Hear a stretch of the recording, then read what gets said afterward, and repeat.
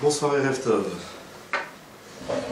J'ai toujours été surpris à propos du schéma, de la lecture du schéma, la mitzvah que nous avons de lire le schéma 2 fois par jour, de 2 passages de la Gemara.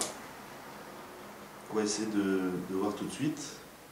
Il y a plein de Gemarot, plein de textes dans le Talmud et dans les Midrashim sur le schéma, il y en a des centaines.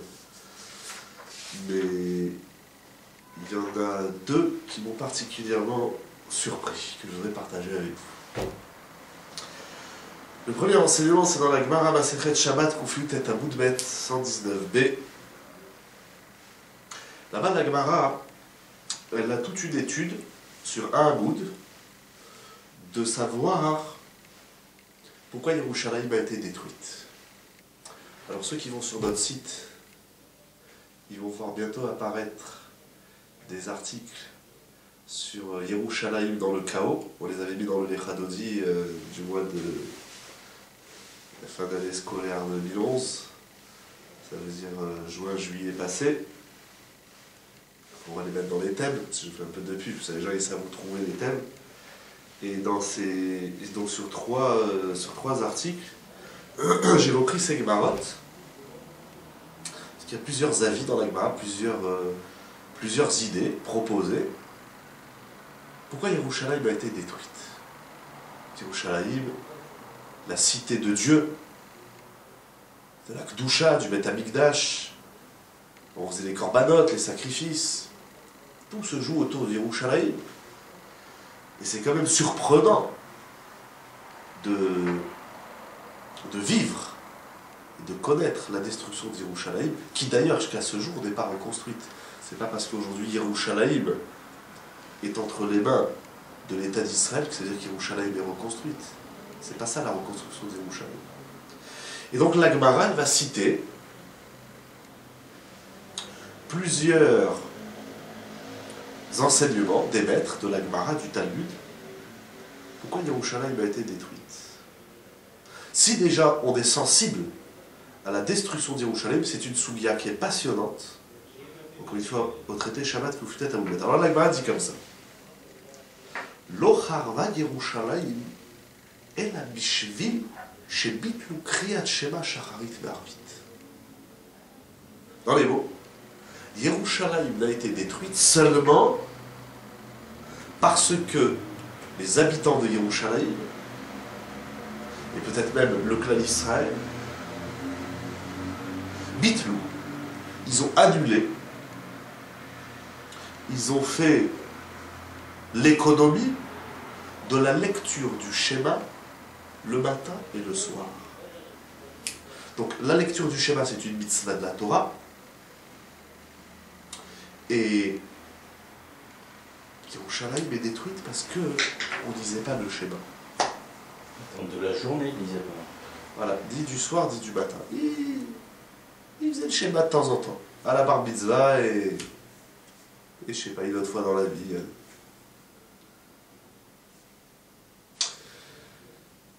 Si la conséquence de la non-lecture du schéma, c'est la destruction d'Yerushalayim,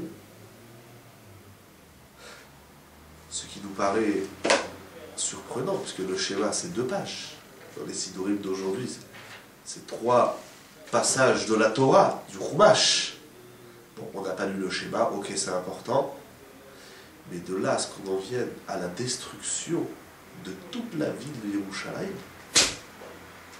Aujourd'hui, allons dire ça dans les médias. On a peur que les... On appelle ça les... Pas les bombes, là, ce qu'ils envoient, les missiles qui arrivent sur Ashkelon. On a peur. Il y a des pays qui disent qu'ils peuvent envoyer jusqu'à Tel Aviv et d'autres peut-être même jusqu'à Yerushalayim. On a peur. Qu'est-ce qu'il faut faire pour garder Yerushalayim dans sa construction? Alors on va chercher des moyens politiques, on va chercher des guerres. Pourquoi pas? Il y a plus simple. La solution, elle est toujours dans le simple.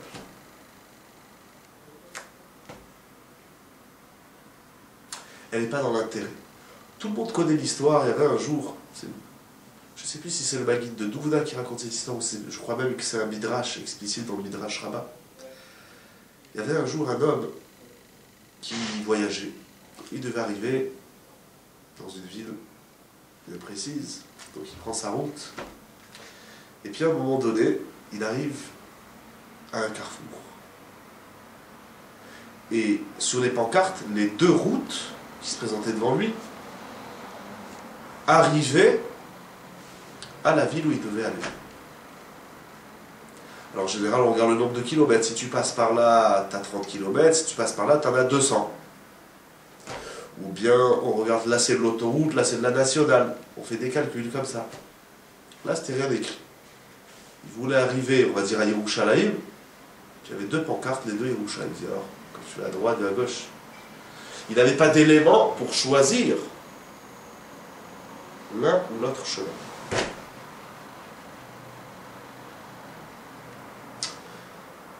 Il y avait à ce carrefour un vieil homme.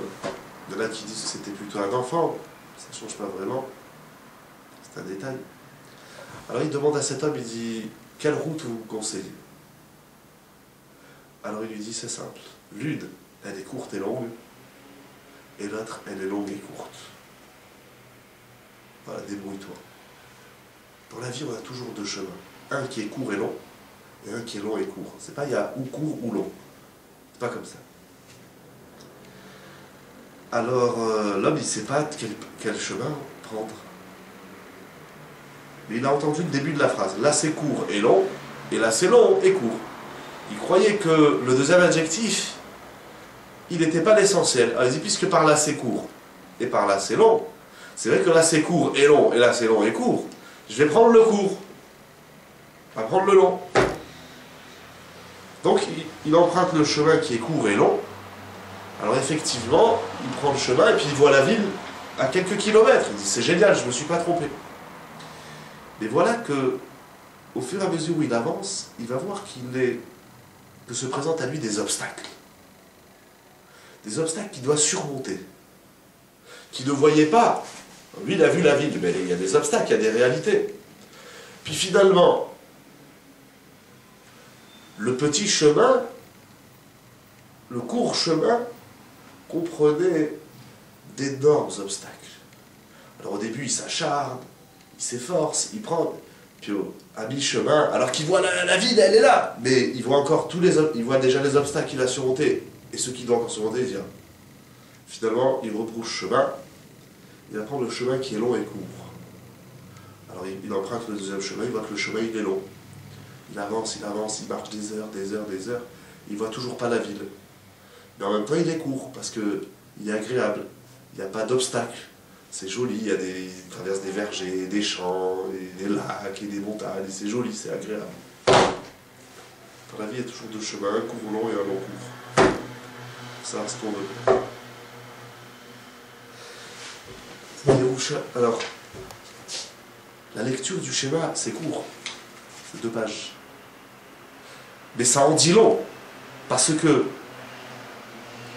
dans ce petit texte, dans ces quelques psukim, il y a une 50aine de versets qu'on doit lire, et comprendre et intégrer. Sinon, on en arrive à la destruction d'Yerushalayim. C'est incroyable. Moi, ça m'a permis de, j'allais dire de surdimensionner, mais en réalité de goûter à la réelle dimension de la lecture du schéma.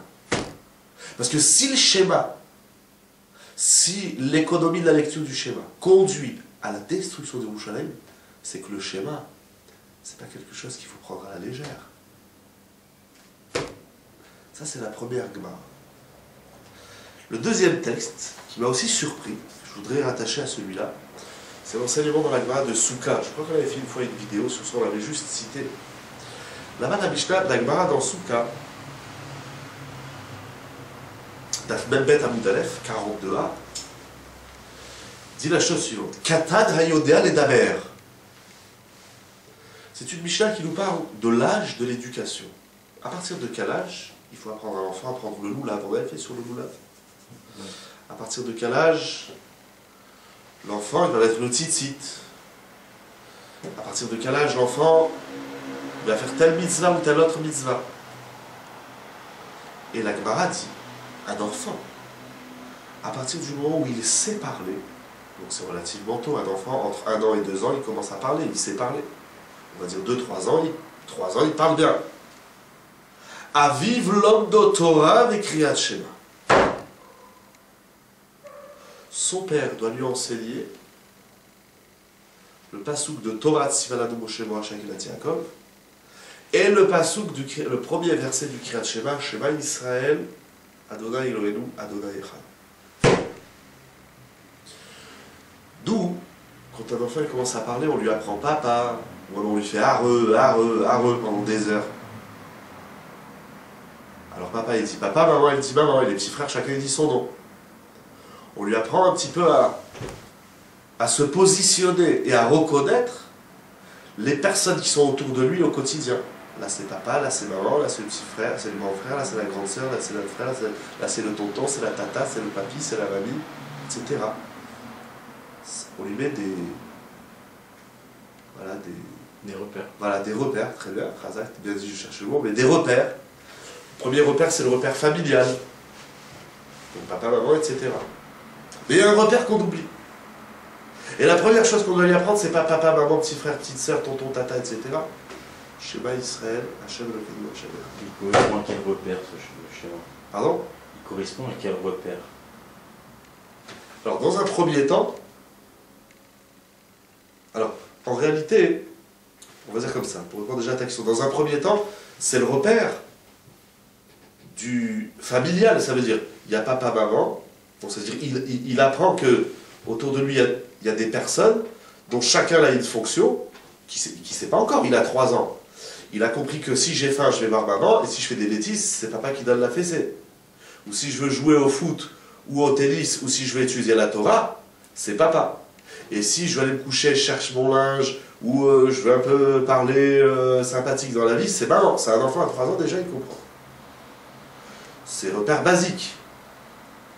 Il y a quelque chose qu'on oublie de lui apprendre, un repère encore plus élémentaire de papa, maman, etc. C'est Hachem, Dieu.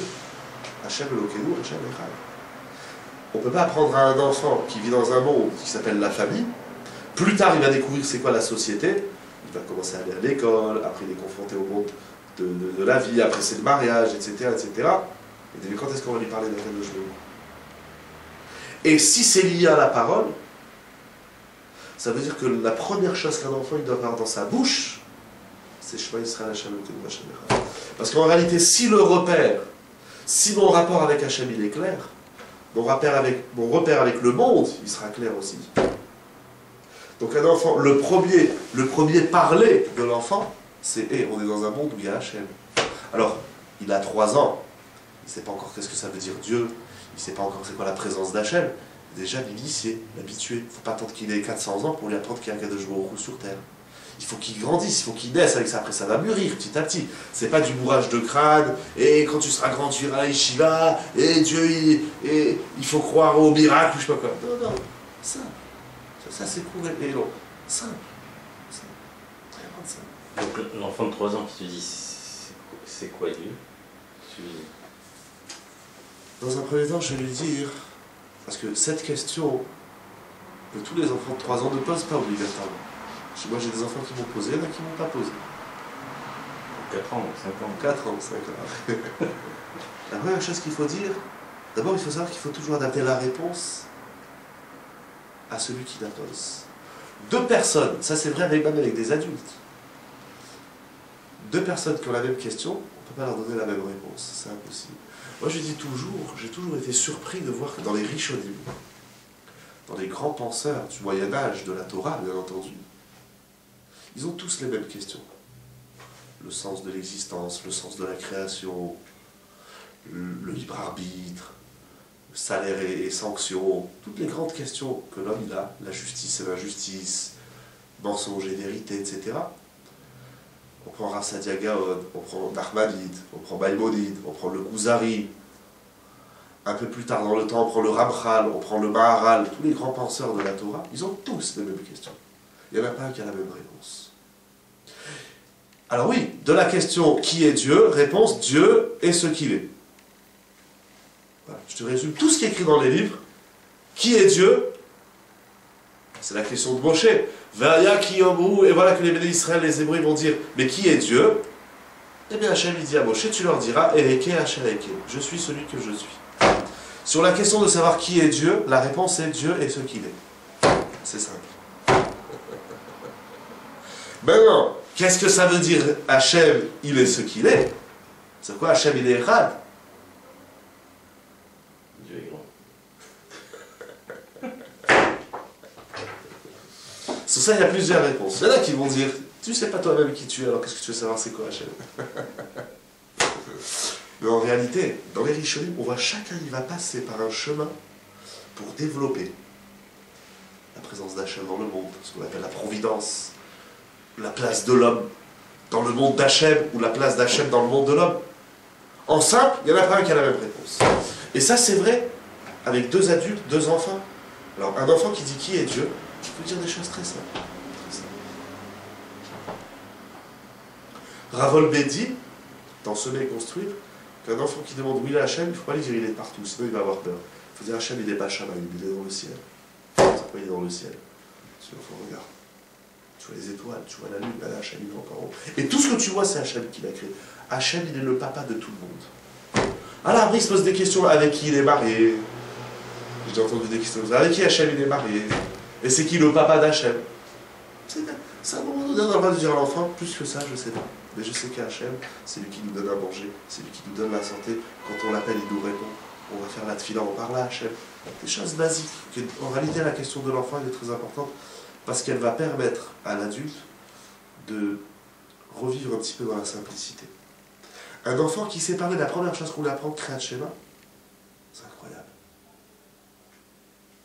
Ces deux Gemarot, ces deux textes, ils sont très lourds de sens.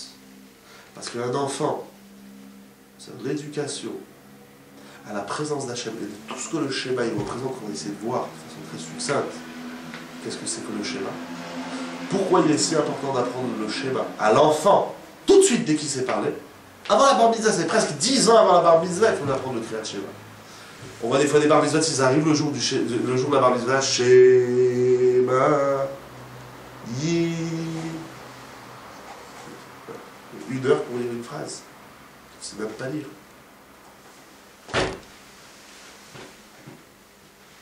Shema Israël, ça veut dire quoi?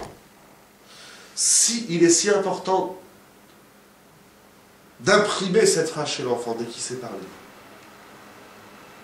alors on pourra comprendre aussi pourquoi cette phrase, elle a toute son importance, qui fait que si le Kriyat Shema, si on ne le lit pas, on en arrive au chaos.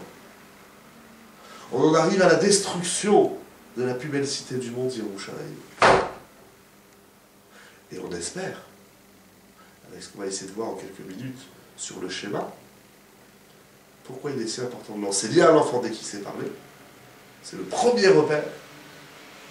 Et pour que quand il commence à avoir une certaine conscience, parce que s'il sait parler, il commence à distinguer les choses.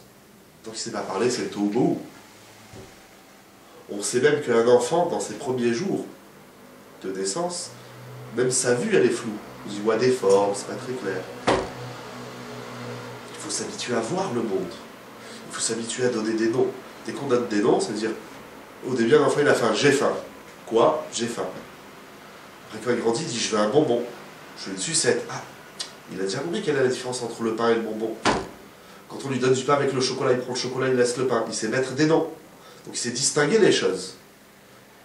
Alors il doit savoir distinguer quelle est sa place. Je suis un homme, un humain. Il y a Hachem.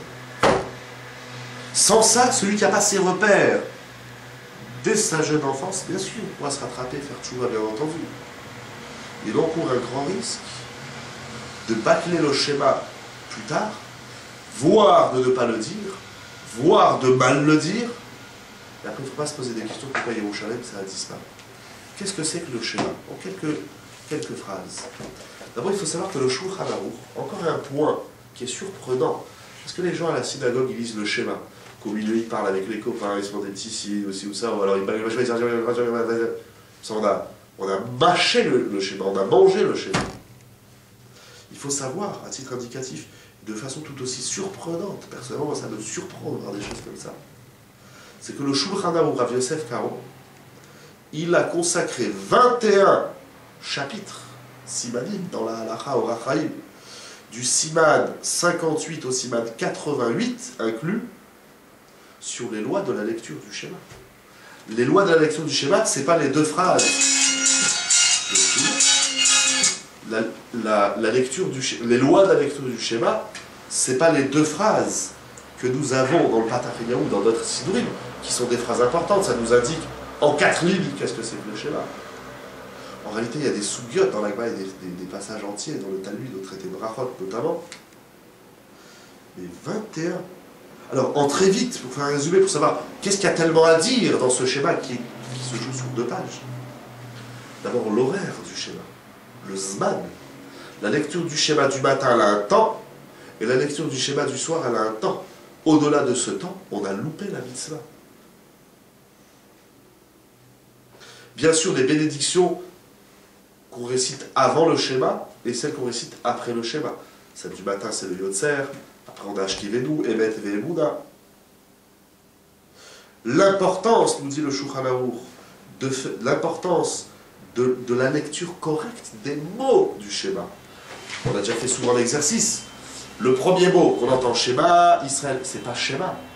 Parce que schéma, ça veut dire peut-être. Alors si on traduit ce qu'on dit, schéma Israël Hashem Elokeinu, peut-être l'éternel notre Dieu, il est Echad. Il ne faut pas lire schéma, il faut lire schéma avec un haïd. Il faut accentuer le haïd. Schéma. Schéma, ça veut dire écoute. Il y en a qui disent Israël. C'est Israël. Dans la Torah, Israël, c'est le nom d'un culte idolâtre. Il faut dire Israël, c'est Yisraël. C'est même pas Israël. Je ne sais pas pourquoi en français on met I. Dans la Torah, c'est pas Israël, c'est Y. C'est Y-I. Puisque c'est un Yud. C'est pas Aleph, c'est Y. C'est Yud. Yud et Chirik. Ça fait Yisraël. C'est pas Israël. Hachem, Elokeinu, Hachem, Echad. Même sur la prononciation du mot Echad, il y a toute une halakha dans Shulchan Aruch. À quoi on doit penser? Doit-on penser au moment où on dit Echad? Et aussi la bonne prononciation du mot Echad. Il y en a qui, le Dalet, il a Echad, on n'a pas entendu le Dalet, on dirait qu'il a dit Echa. Echa, c'est les lamentations qu'on lit le jour de Tisha B'Av. Il faut dire Echad. Et en réalité, c'est pas Echad, c'est Echad, c'est un het. Il vient de la gorge. Et il faut dire Echad, avec le Dalet. Mais pas trop, il y en a qui appuient trop, c'est Echad. Ou Echad 2, des fois on entend Echad 2. Non, Echad c'est 1, c'est pas 2. Il y a plein, et ça, c'est des divides en Shulchan Aruch. Il y en a plein comme ça dans le schéma. Vous pensez à quoi là? Echad. Alors le Shulchan Aruch, alors déjà bien sûr à la traduction du mot qui veut dire l'unicité d'Hachem, c'est-à-dire quoi? Que Hachem il est Echad. C'est la puissance d'Hachem. Hachem il est Echad de partout. Dans Bashamaï, Baaretz, il est un dans tout l'univers. C'est contre la Vodazara, contre le culte étranger.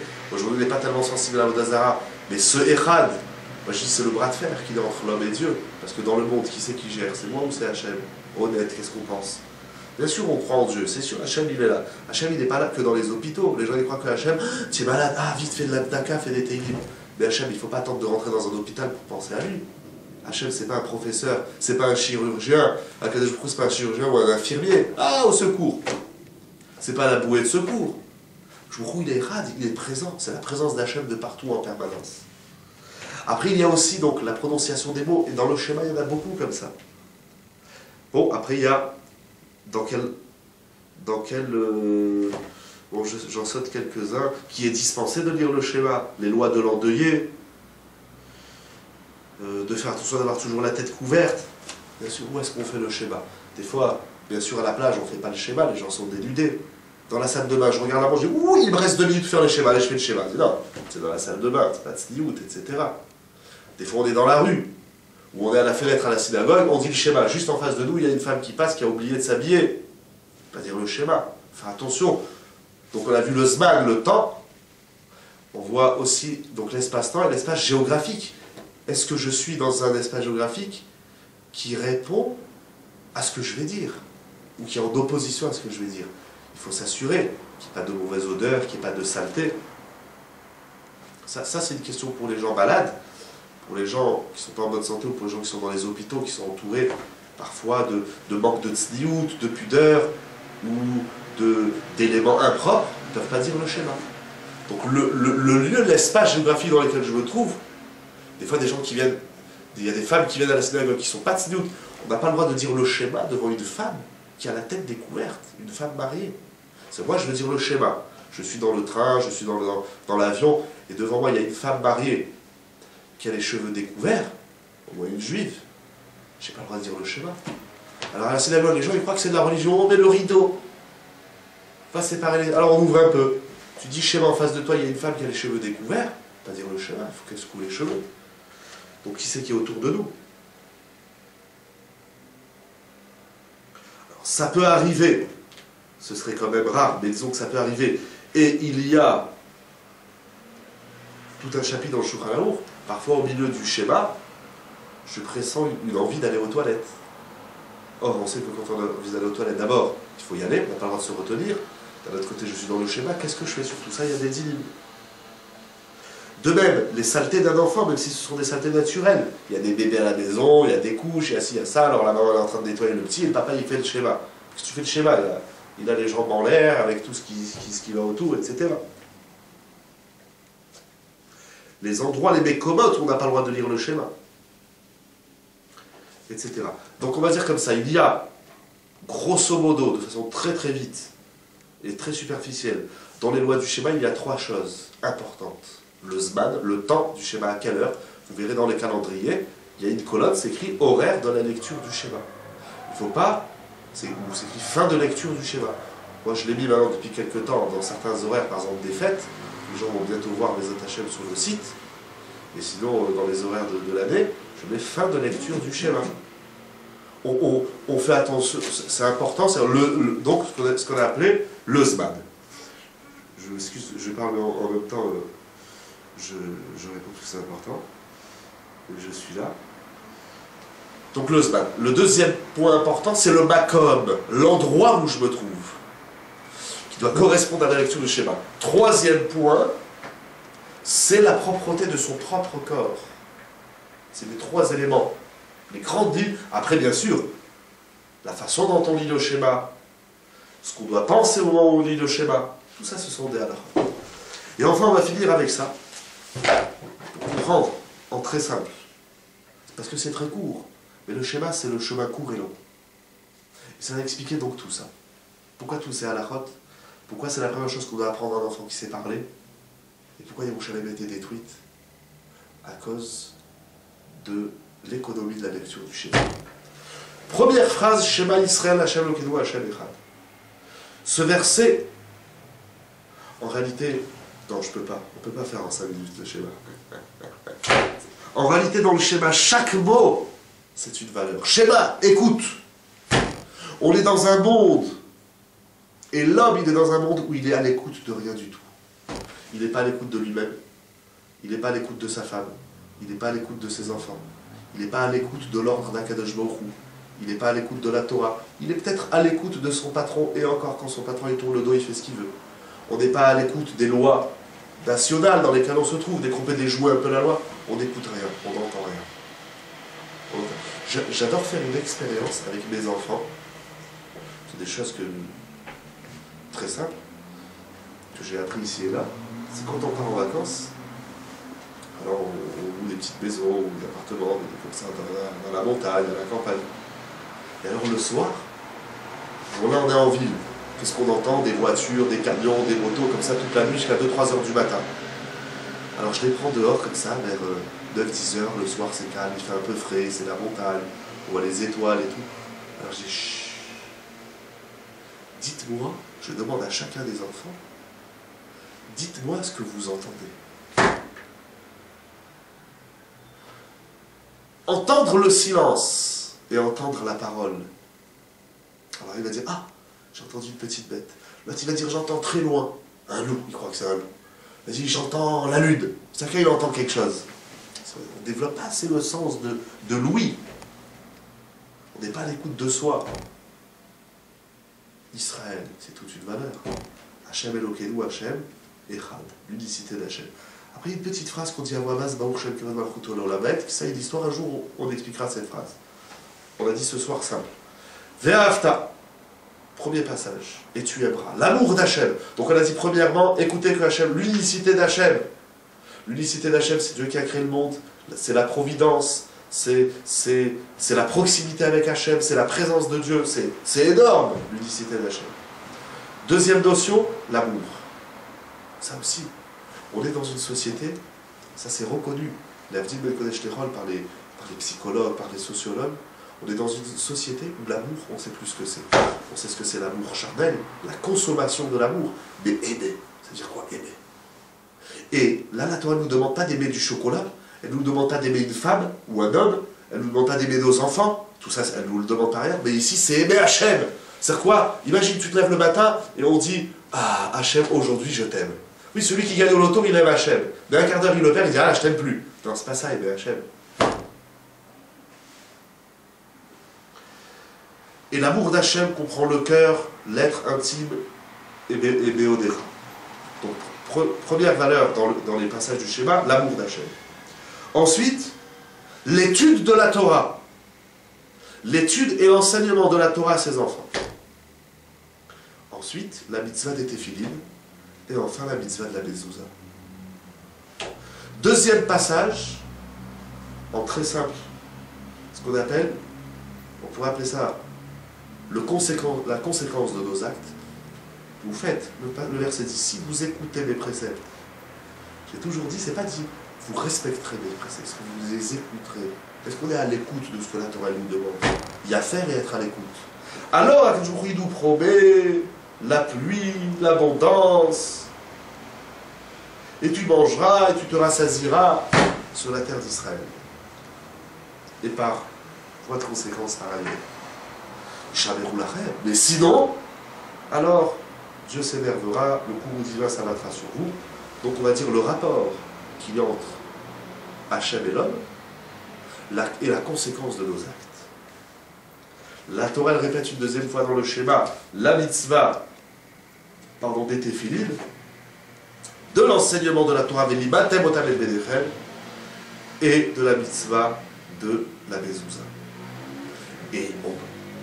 Et les versets du schéma promettent le maintien du peuple d'Israël sur la terre d'Israël, tel qu'Akadosh Baruch Hu il a promis à nos ancêtres Hachem, Nishba Hachem Lavotechem, en toute sécurité et dans l'abondance. Voilà. Troisième passage, ce qu'on appelle la paracha du Tzitzit. J'ai rencontré encore aujourd'hui quelqu'un. On parlait, c'est un monsieur loin qui revient tout doucement. Il est loin de faire Shabbat. Bon. Je lui dis, est-ce que tu mets des téphilines? Il m'a dit, j'ai pas le temps. Je lui dis, regarde-moi bien dans les yeux. Les téphilines, on peut les mettre depuis le lever du jour jusqu'au coucher du soleil. Le lever du jour, en ce moment, c'est à peu près 6 h du matin. Ça dépend où on se trouve dans le monde, bien entendu. Le coucher du soleil, c'est à peu près 7 h 30. Je lui fais 10 mois. De 6 h du matin jusqu'à 19 h 30. T'as pas 2 minutes pour mettre les téphilines? Si tu as la 4, tu feras aussi le schéma. Mais rien que tu les mets, derrière tes téphilines, et tu les enlèves, tu n'as pas 2 minutes. Il dit, je ne peux pas savoir comment je bosse. Je lui dis, Emet, je suis à Kadosh Baruch Hu et devant toi, je te dis, Emet, tu n'as pas 2 minutes pour mettre les téphilines. Je t'ai pas demandé une demi-heure. Moi, c'est pas moi d'abord qui demande, c'est la Torah. 2 minutes. Je peux aller de temps en temps à la tefila. Il me dit, j'ai pas. Je lui fais le dimanche. Tu travailles pas? Le dimanche, tu devrais porter les tefilines 12 heures. Puisque tu ne les mets pas, le Shabbat, bien sûr, on ne les met pas. Il reste 6 jours. Puisque tu n'as pas 2 minutes par jour, tu as au moins 12 heures le dimanche. Il me fait non, je peux pas. Tu fais quoi le dimanche? Tu comprends, je me lève tard. Lève-toi à 2 heures de l'après-midi. Et après, jusqu'au coucher du soleil, il faut 5-6 heures. Après, il faut se lever. 2 minutes. On n'a pas 2 minutes. Incroyable. Ils font la minute de silence pour les morts. Je dis toujours qu'il faut faire une minute de silence pour les vivants. Après, il faut attendre de mourir pour prendre une minute pour... une minute de silence. Quel silence? Lui, maintenant, il est dans l'éternité du silence. Ça prend une minute. Une minute de silence pour les vivants. Prends une minute dans ta journée et les téphilines. C'est incroyable. Les gens, ils n'ont pas le temps. Après, il ne faut pas se poser des questions. Moi, je dis, c'est très simple, la Torah. ne faut pas se poser des questions si en Eretz Israël ça va mal, et si le peuple juif ça va mal. C'est les psukim. Moi je dis rien. La Torah elle dit, si tu fais la Torah et les mitzvot, si tu mets les tefilin, si tu fais la mezouza, si tu étudies la Torah, et si tu enseignes la Torah à tes enfants, alors tu vivras en toute sécurité sur la terre. Les ma'anir, bouye, bechem, ala dama. C'est les psukim. Ouais, c'est de la religion. Ok, alors on ferme le rouage. Après, il ne faut pas se poser des questions pourquoi il y a des attentats, et pourquoi c'est la guerre, et pourquoi ça fait 2000 ans qu'on ne vous laisse pas tranquille. C'est écrit dans la Torah, c'est écrit, c'est ça, c'est pas le choix. Lancez-moi des tomates, j'ai la Torah pour les récupérer. C'est pas grave, on fera de la sauce tomate. Dernier passage, tzitzit. Ah, j'adore la paracha des tzitzit. Aujourd'hui, ils ont fait des sans fil. Comme il y a le téléphone sans fil, ils ont fait des tzitzit sans fil. Je vois des fois les gens, pourquoi tu mets pas le tzitzit? Quoi? Allez, encore les tefilines. Bon, tzitzit, tu le mets sur toi. Et encore, c'est en dessous. Je comprends pas pourquoi je vais mettre les tzitzit. Habit, l'homme est vide. Allez, les tefilines, ça coûte 500 €, une paire de tefilines. Un tzitzit, ça coûte 10 €. Et ça rapporte gros. Ça rime.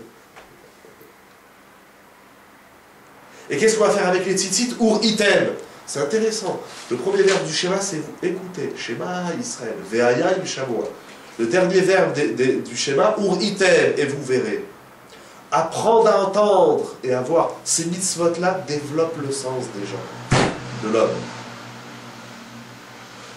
L'interdiction de se détourner. Ainsi, et à travers les tzitzit, vous vous souviendrez de toutes les mitzvot. Et donc, vous serez kedoshim. Ah, on a peur de la Kedusha, la sainteté. Tiens, je voulais vous parler aussi. Qu'est-ce que c'est que la Kedusha? Je suis l'Éternel votre Dieu qui vous a fait sortir d'Égypte pour faire toutes ces mitzvot, pour prendre tout ça. Ah, mais celui qui fait tout ça, ce programme du schéma, je comprends qu'il ne faut pas attendre que l'enfant